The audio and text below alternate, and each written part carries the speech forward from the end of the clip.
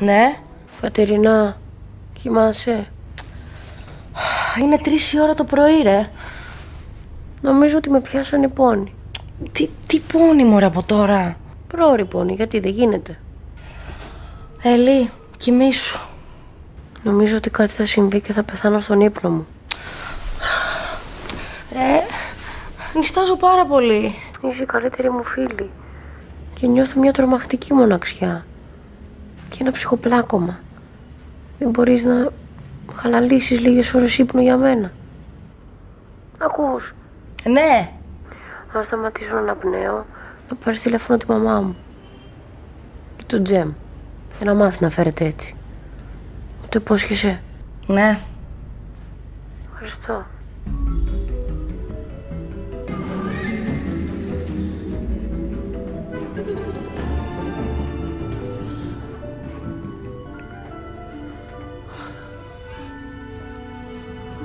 Μαλακισμένο.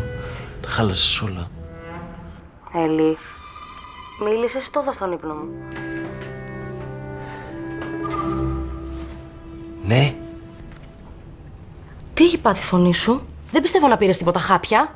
Ο Τζέιμι είμαι. Κατερίνα, γιατί είσαι δίπλα στην Έλλη? Θέλω να πω το τηλέφωνο σου. Δεν μπορώ να σου πω, πρέπει να το νιώσεις. Τι να νιώσω, μωρέ, τι σκατά γίνεται, έχει τίποτα η Έλλη? Άμα σου το πω θα γίνει έξαλλη. Μη μου πεις. Χαίστηκα. Ούτως ή άλλως τελείωσε για μένα. Όχι, δεν μπορείς να το κάνεις αυτό. Είναι έγκυος, ρε ηλίθιε.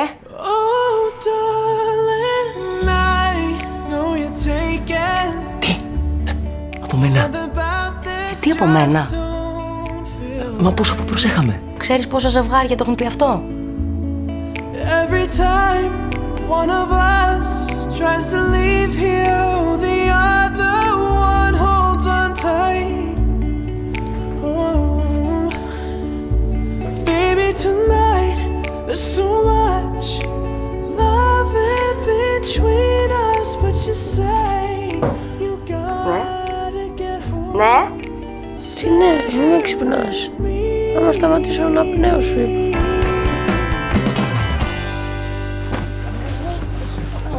Έλα μου, τι κάνεις? Τι της είπες, ρε ηλίθιε? Ότι δεν σε ενδιαφέρει. Πρώτον κοιμάται ο παππούς και είναι και άλλος άνθρωπος. Και δεύτερον, τι νομίζατε είσαι και φίλοι σου? Θα με πιάνετε κότσο? Ξέρεις που είναι τώρα η Έλλη? Σε κλινική για έκτρωση. Α, δεν είναι ανεμογκάστρι, η έκτρωση ακούγεται καλύτερα. Πες μου τι δεν καταλαβαίνεις. Έχει πάει να κάνει έκτρωση. Στο παιδί σου. Βγαίνεις έξω και κλείνεις και την πόρτα. Σήκω να πάμε τώρα. Είναι μόνη της σε μια κλινική, σε ένα κρύο κρεβάτι και με την καρδιά της τσακισμένη. Το ήθελε αυτό το παιδί, γιατί είναι από σένα, μαλάκα.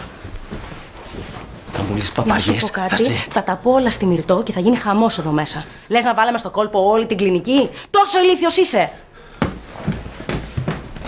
Περίμενε, Κατερίνα.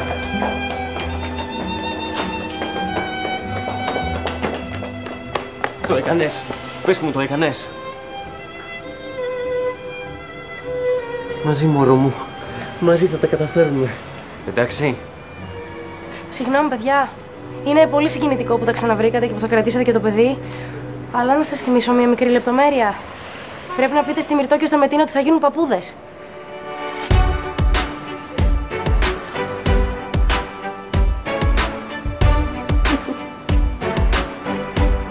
Μπαμπά, πέθανε ο παππούς πριν από 2 μέρες.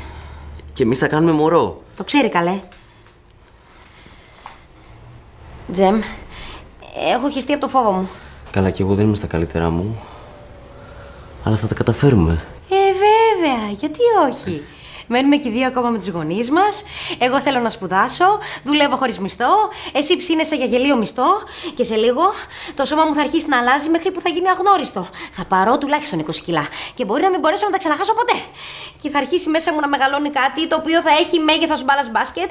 Και θα πρέπει να το σπρώξω από ένα άνοιγμα που σίγουρα δεν έχει μέγεθος μπάλας μπάσκετ. Και δεν είμαι καλά. Κοίτα με.